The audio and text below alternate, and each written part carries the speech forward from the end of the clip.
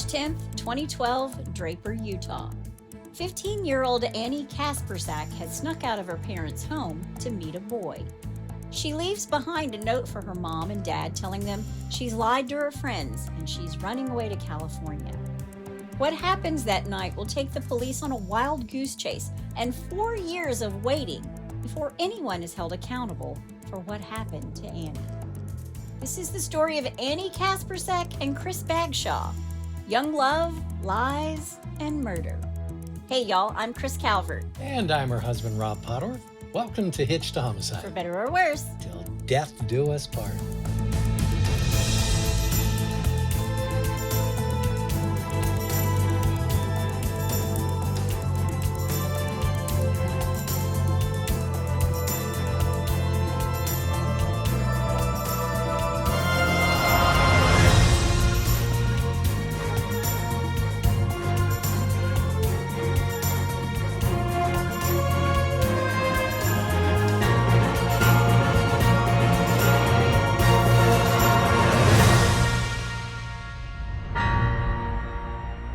Welcome back, everybody. Yes, welcome.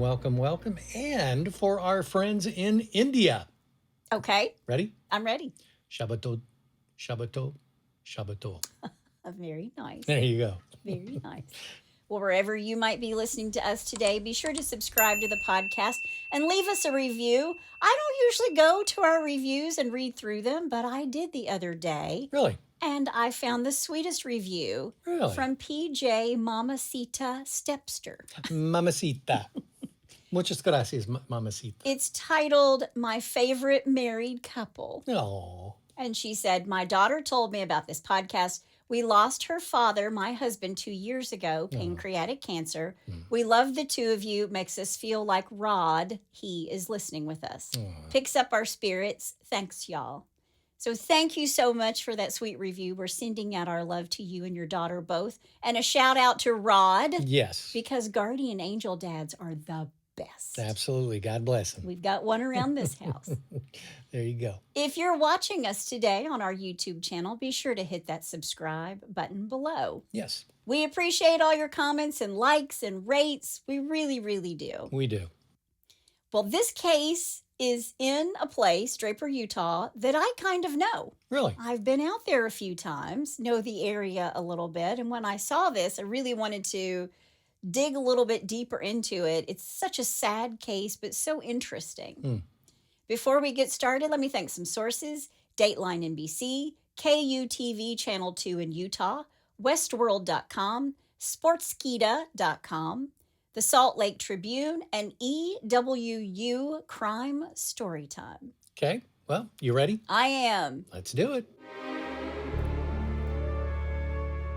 Anne Grace, or Annie Kasprzak, is born on January 10th, 1997.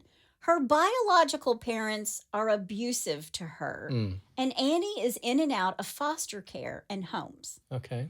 Annie is 7 years old in 2005 when Veronica Kasprzak, her caseworker for the Utah Division of Children and Family Services, meets her. Okay. Veronica's job, of course, is to find homes for children to live in a healthy environment. Sure.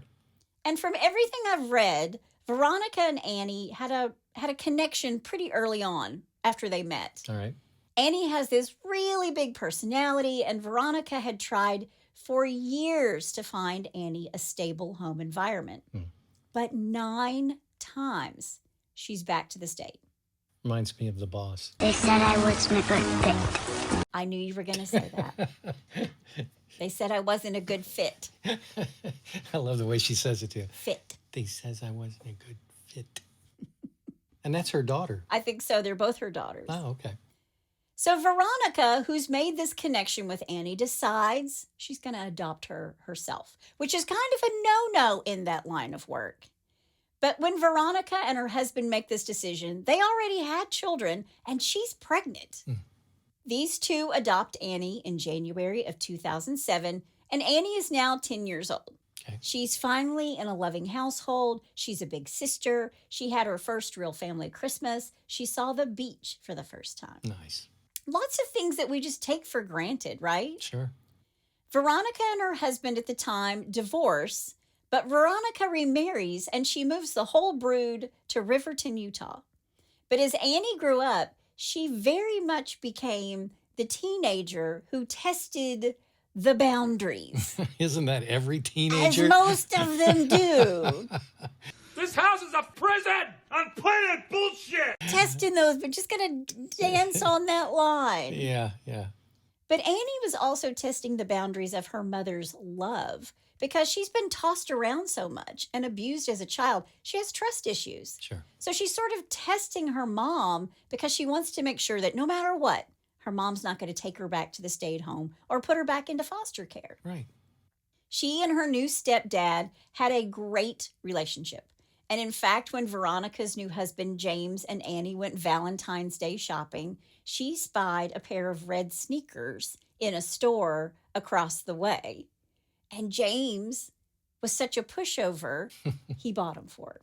I know the feeling. Annie's a typical teenager at 15. She's boy crazy, really boy crazy. When she fell hard. So big in puppy love, right? You know, and she had this on again, off again boyfriend, 14-year-old Chris Bagshaw. Okay. Young love. Well, I'm just here to tell you, as I started researching this, I was like, this is not a 14-year-old relationship that I ever had. Really? Because she and Kris have sex. Wow. 14! That's crazy to me, but I know that's the world we live in these days. I get it. Just wasn't my world. I'm old-fashioned. I think I had my first kiss when I was 15. My first kiss. Well, I probably did better than you, honey. And it was at the bus stop. Yeah, I was a little shy. You've made up for lost time, babe. There you go. But she tells her mother, or her mother finds out that she's been having sex or that she had sex. And Annie thought because she'd had sex for the first time, she could be pregnant or that she was pregnant. Wow. And she takes a pregnancy test. It is negative, and Annie goes on birth control. So, I mean, Veronica's such a great mom. She's just being so great to this kid. Right. A few months later, on Saturday, March 10th, 2012, Annie is babysitting for her parents. She's watching her siblings while her parents go out to dinner. And when they come home, Annie has changed her clothes. When they left, she was wearing shorts. When they come home, she now has on jeans. But Veronica didn't think anything about it. I mean, it is Utah. It's March. It's chilly. Right. Veronica has a headache, and when she and James get home, all she wants to do is just get in the shower, and Annie goes to her room to listen to music now that her parents are home and she doesn't have to babysit. Okay. When Veronica gets out of the shower, she goes to Annie's room, and Annie is gone. Under the covers and peeking out is a handwritten note. And in the note, she says she's running away and she's going to California not to try to find her. Really? She says in this note that she's told her friends at school that she's pregnant. She says she tells her friends at school that she's P. Quote, it's in quotes. So she doesn't say the word pregnant. Right. And she's lied to them. She's telling her mom, I lied to my friends and told them I'm pregnant. Okay. And she's not pregnant. Yeah. I don't know if she was embarrassed or what her thoughts were. Maybe she was testing the limits again. But this time with her boyfriend, 14-year-old Kris. Right. She wanted him to run away with her. Wow. Veronica and James had met Kris a few times. He'd been to their house. He's quiet.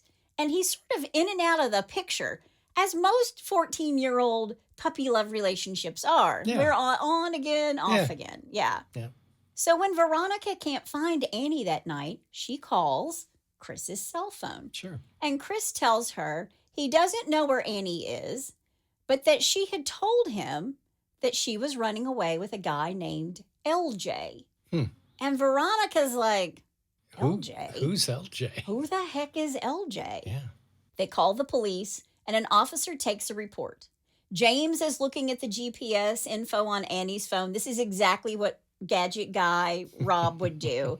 And he sees that she's on or near a golf course in Riverton around a bridge area, a bridge over the Jordan River. Okay. And the Jordan River is a place where people, they like to ride bikes, they like to hike, they walk and jog. And I guess it was a place for kids to hang out and mess around, like a lover's lane. Gotcha. And they can see Annie's phone, and it starts to move fast. And they're thinking, she's in a car. Mm-hmm. So they follow it. And then the signal stops just outside a Walmart.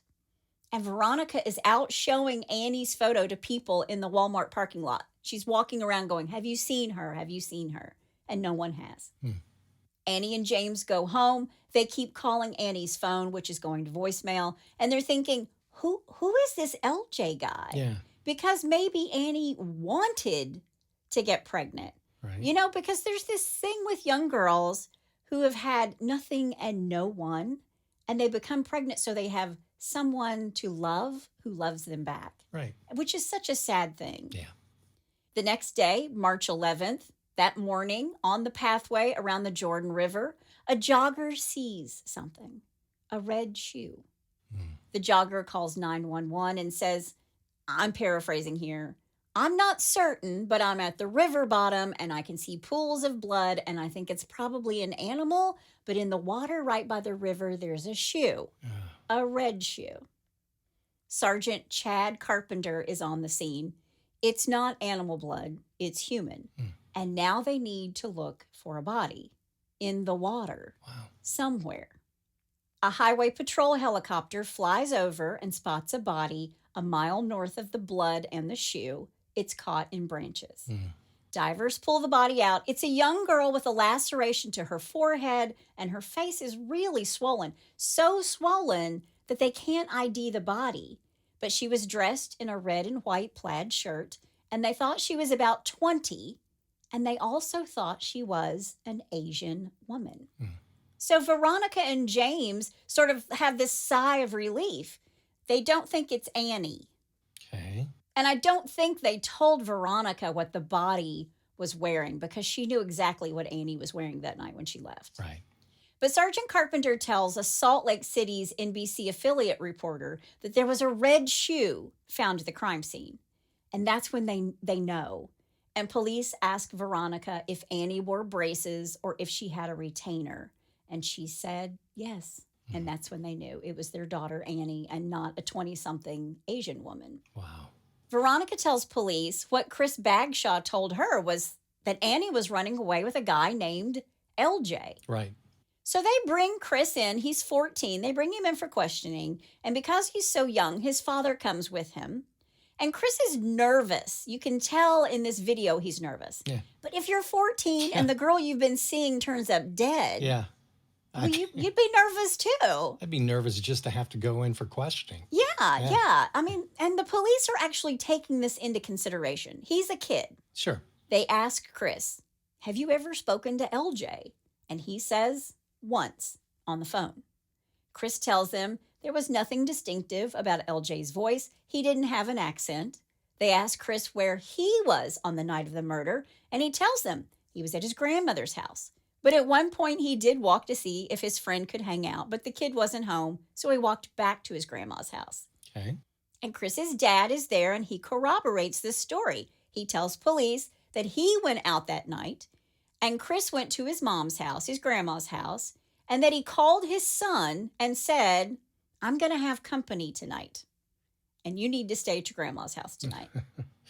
And his grandmother's house is about a mile away. Okay. So Chris has walked there. But when his father's plans change and he doesn't have company that night, apparently he didn't get lucky like he thought he was going to, he stops by his mom's house and he says, I saw Chris asleep in the chair. And he leaves him there and he goes home. Okay. Now, police ask Chris what he was wearing that night, and he tells them jeans, a t-shirt, a red jacket, a hoodie. And police ask to see his shoes, his Nikes. And Chris wanted to help. He gave the shoes and his clothes to the police. He even gave them a DNA sample. Okay. But he tells the police that he knows he has some of Annie's blood on his Nikes because just a few days before she is murdered, she was at a friend, Spencer's house with him, and she had a nosebleed. And Spencer, this other kid, corroborates this story with the police. Okay. Now, on social media, Chris is talking about Annie, how wonderful she was, how much she'll be missed, all of that kind of stuff. Right. Then later, Chris's father calls police to say that LJ had driven past their house and was threatening Kris. And police also interview another one of Annie's friends who's also friends with Kris, this Spencer Riddle kid. Mm-hmm. Spencer was at the gym that night with his brother. That's his alibi. He tells police that Annie told him that LJ was in a gang and that Annie had told him LJ had killed somebody before. Wow. She didn't know who, but it was something like that, and that's why she was scared when LJ threatened to kill Kris. Mm. So police are like, we gotta find this LJ guy. Yeah, I was about ready to say, why haven't they gone after this guy? Yeah, because immediately. he's probably our killer. Yeah. And when they search Annie's room, they find a poem she had written to LJ, and on it was a name, Leighton Gendon. Hmm. But then the case takes a crazy turn. Police are asking for any witnesses to step forward, and one did. Meet Joanna Franklin. Joanna is in trouble for credit card fraud, and she comes to the police saying she saw the murder and she knows LJ. Oh, wow. She knows him well. She wants to exchange this information for either a reduced sentence or just to vacate her crimes altogether. Wow. Joanna tells the police that LJ and Annie were having sex in the bathroom of a home where a man named Daniel Ferry used to live, and Danny is a drug dealer. Danny is a known drug dealer to the police in Draper. Wow. He's a member of a gang known as Vata Loco Town, which means crazy dude. I looked it up. Yeah. This guy's got a very long rap sheet. Wow. And Joanna is telling police this is the house where she saw Annie that night.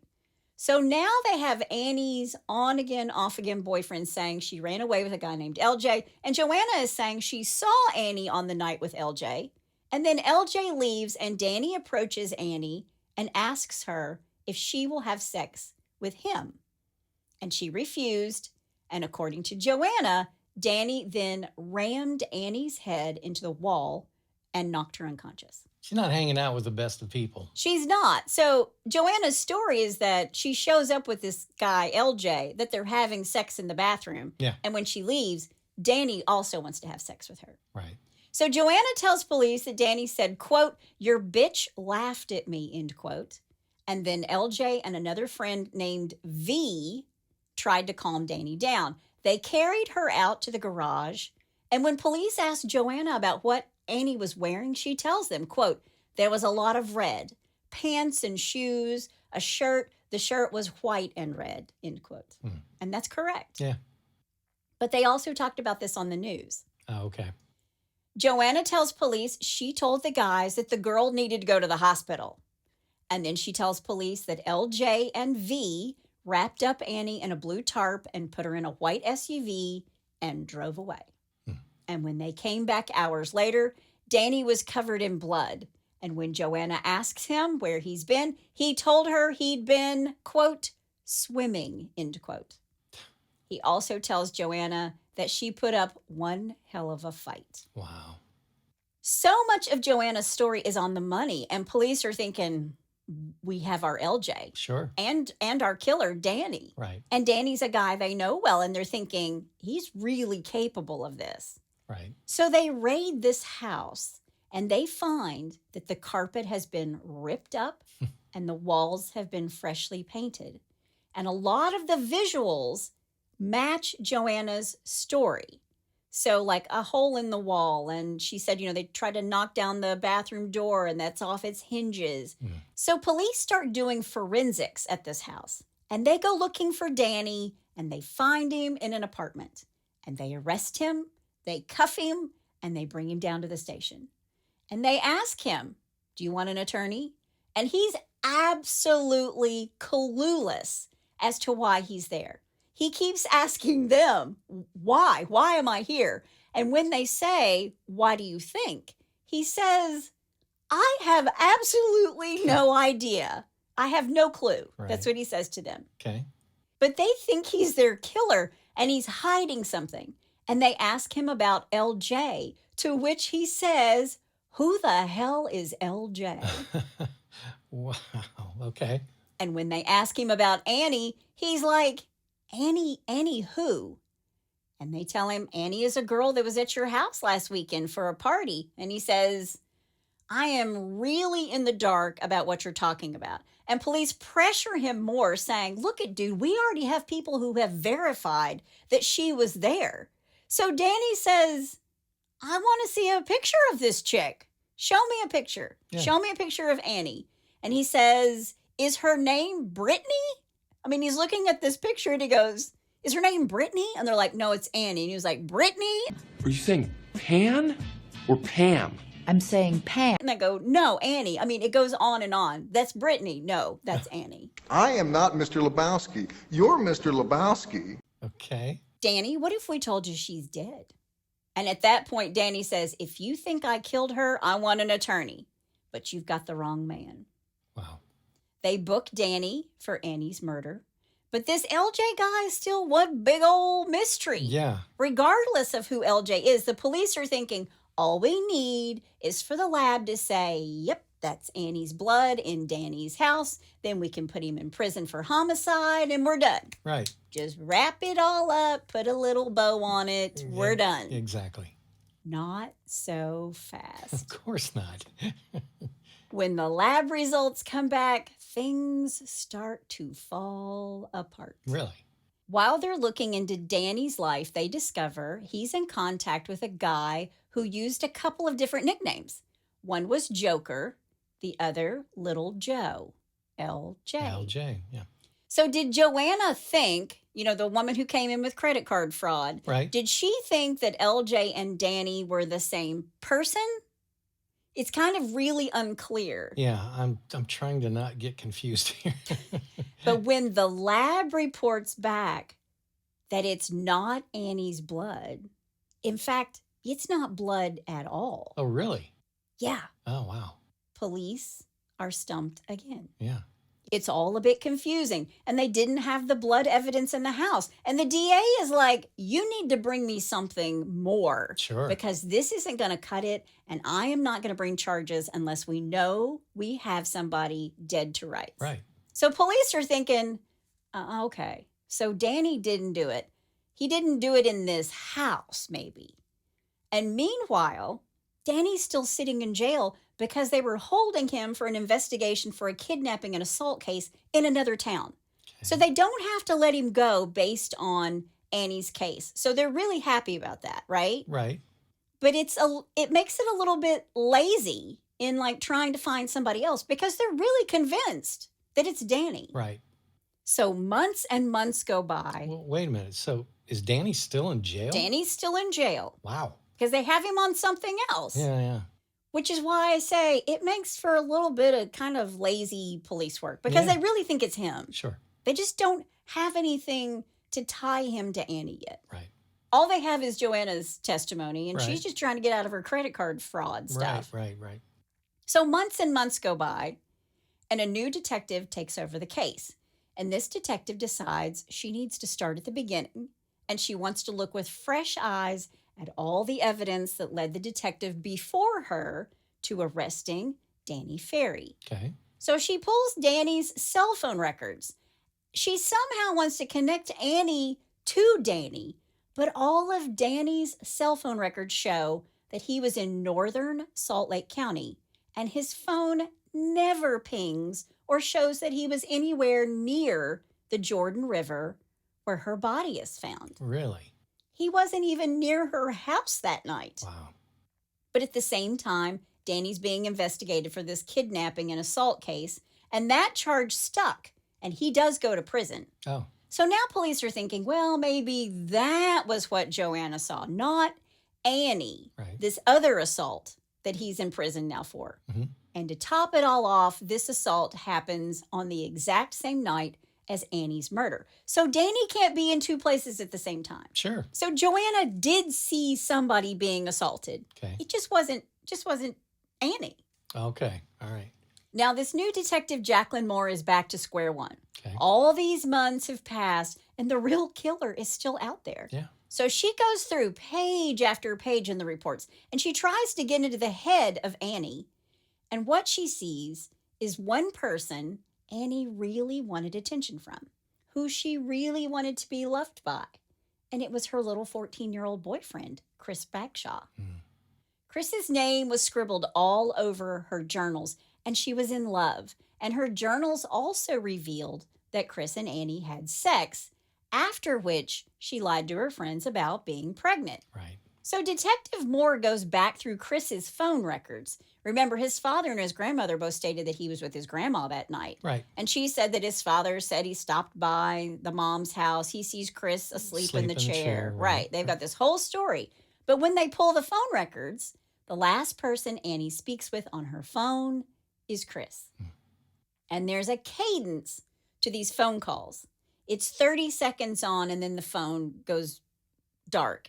Okay. It's a hang up. All right. And then one of them calls the other back. And sometimes the calls are ignored. And sometimes Chris's phone is blocked.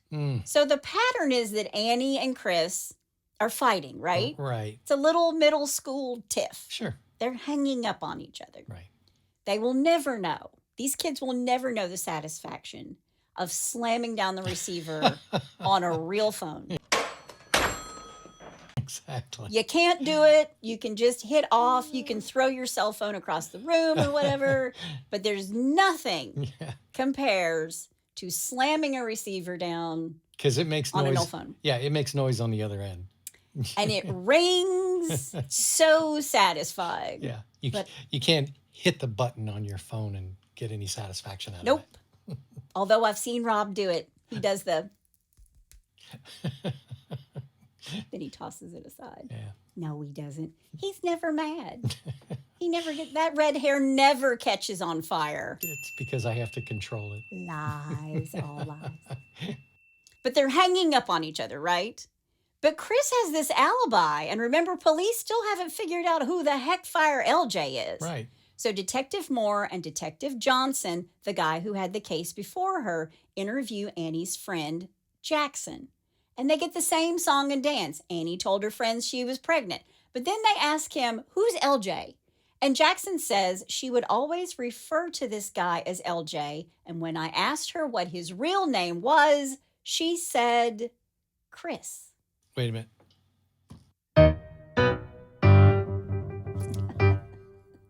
LJ was Annie's nickname for Kris. Why did she call him LJ? I don't know. Wow. I also read where LJ was a person Annie made up to try to make Kris jealous. Yeah. Now, after this, Detective Derek Johnson, who's the guy who took this case in the beginning, he's actually promoted. That's why he doesn't have the case anymore. He's promoted. Okay. He's actually shot when he stops to help a motorist. Oh. He's shot before he even gets out of the car, and when he tries to drive away, he crashes into a tree. And Detective Johnson is dead on the scene. Wow. So now Detective Moore is on her own to solve this. And the guy who was helping her, the man she was turning to for extra help since it was his case first, he's now gone. By this time, Annie's been dead for a year, and no one is yet held responsible. But Detective Moore, she's like, there's more to this Kris kid. Yeah. And she reads the part in the interview about blood on his Nikes because Annie had a nosebleed, which of course was corroborated by his buddy Spencer. Right. But when they look for trace amounts of blood at Spencer's house where this nosebleed happened, they find nothing. Nada. But when they look at Spencer's phone, there's a message there from Kris. Quote, the cops might come to your house. I need you to tell them that Annie got a bloody nose so I don't get blamed, end quote. Oh, man. And Spencer admits, I covered for Kris. Wow. Now, lab results did show that Annie's blood was on Chris's shoes. So they questioned him about it in a second interview, and Chris's story started to change a little bit. He was all over the place in telling police where the blood had dripped on his shoe. And he showed them a couple of places where her nosebleed actually dropped onto his Nikes. Mm-hmm. But when they tested the shoes, they found more than just a couple of spots. And police were so baffled by the pings on Chris's phone. Yeah. Because a signal was bouncing from tower to tower to tower. And what police discover is that the only place this happens is the Jordan River, Yeah. where Annie is murdered. Wow. And who called Kris that night at 9:01? Annie's mom, Veronica. Yeah. She's looking for her daughter. Yeah. And that's where the ping comes from. And Veronica tells police the morning of her murder that Kris had asked her what she would do if she asked to run away. She's asking her mom, Kris asked me, what would you do if I asked for you to run away with me? Wow. And Veronica tells her daughter, Annie, you know, if you run away, if you're ever missing, he's the first person I'm calling. Okay. And she had done just that, right? Yeah. And without knowing it at the time, because when he answered her call, he showed the police exactly where he was. Yeah. At the scene of Annie's murder. Wow. So Veronica called Kris right after he'd murdered Annie. Wow. He murdered Annie because she said she was pregnant. She was not pregnant. And her autopsy proved that she was not pregnant. Wow. But Kris didn't live in the Salt Lake City area anymore. By this time, Kris had packed his bags and moved out of Utah. He yeeted on out of there. He yeeted out, moved to Grand Junction, Colorado. He was living there with his mom. But they go and get him. Yeah. And now Kris is 17 years old. And while he's on his way to school, undercover officers pick him up. And as soon as Detective Moore gets him in an interrogation room, remember, she's never met with Kris before. Right. She's only seen the video of him being questioned the first time with his dad. Sure. He asks her if this is an interview. And she says, yes, it is. Yes, it is. And he says, I am not talking without a lawyer. And Detective Moore tells him, well, we have a warrant for your arrest for murder and obstruction of justice. And he says, I thought I proved myself innocent. And she looks at him and says, nope. Sorry, Charlie. Kris is taken back to Utah. He's extradited back. He pled not guilty and refused to speak to the police. But as soon as they were a week away from trial, Kris's attorney schedules a hearing.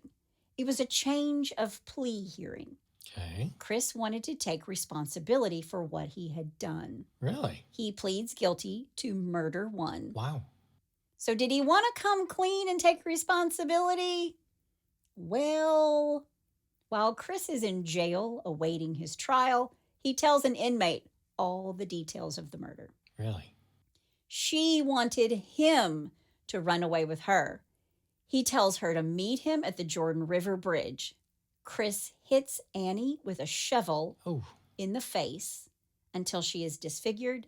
Then he hit her with the shovel in the forehead and jumped on the shovel on her face until she stopped moving. Jeez. She begged for her life, and he told her to shut up.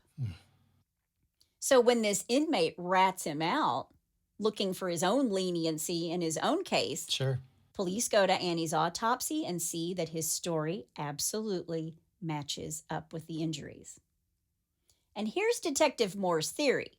On March 10th, Annie's talking with Kris, telling him she's pregnant, and they're discussing what their options are. He comes up with a plan to run away so they can be together. He persuades her to meet him at the river where the plans are to murder Annie.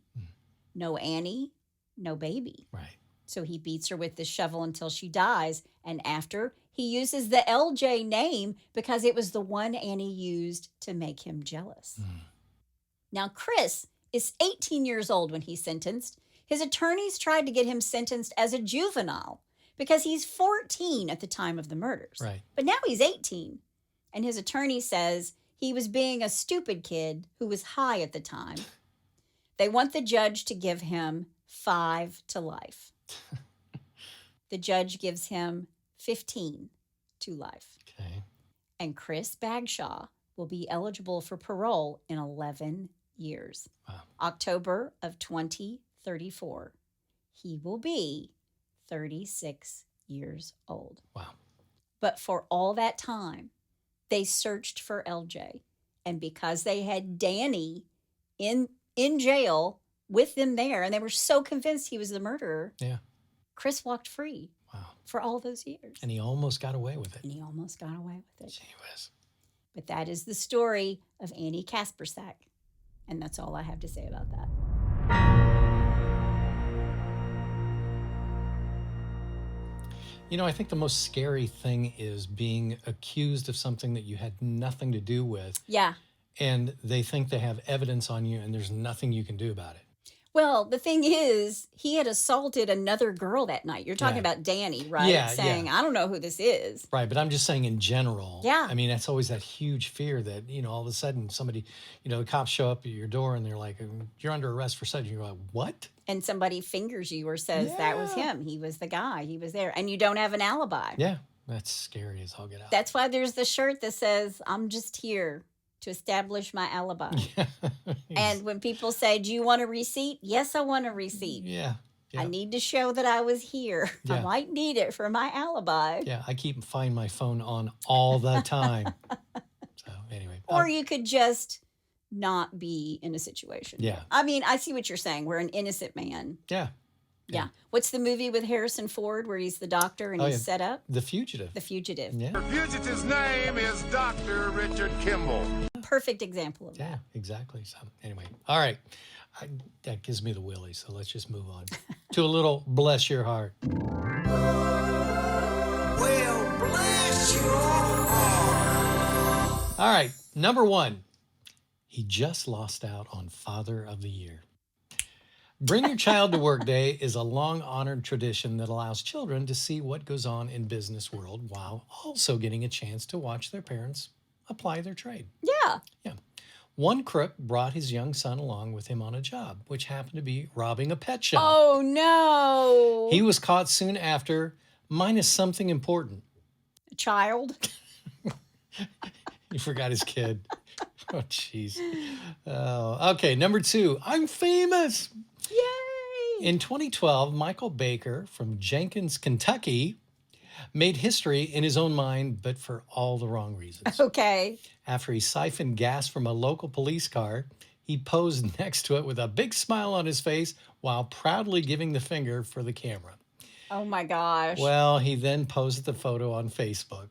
The photo went viral with thousands of views, but a couple of days later, the police knocked on his door and arrested him. Child, please. Bless his heart. Bless his heart. Yeah. And last but not least, I want my mommy. Okay. In June 2013, Zachary Tentoni, 26, allegedly snatched a Boston woman's wallet as she walked near the Harbor Middle School in Dorchester, Massachusetts. Okay. In the process, he successfully got away with her ID and $40. He, however, dropped his birth certificate and a note from his mother in the scuffle at the scene, making it pretty easy for Boston authorities to track him down. You know what the best part about it is? The note from his mother. Yep. That's it right there. Oh, bless his heart. Bless his heart. Well, if you have a bless your heart or you know somebody's heart who needs blessing, somebody who needs to hang on to their birth certificate. Why would you be carrying your birth certificate? Well, why would you be robbing somebody? True. Okay. You know? Fair enough. That's why we're blessing hearts today, honey. That's good. Go to hitchedhomicide.com where there's a pull-down menu, and you can also suggest a case while you're there. Yep. We've got a long list of those, and I'm getting to them little bit by little bit. Yep. We're so glad you joined us again today. That's my amazing husband out there. And that's my beautiful bride in the booth. Join us next time on Hitched to Homicide. Bye, y'all.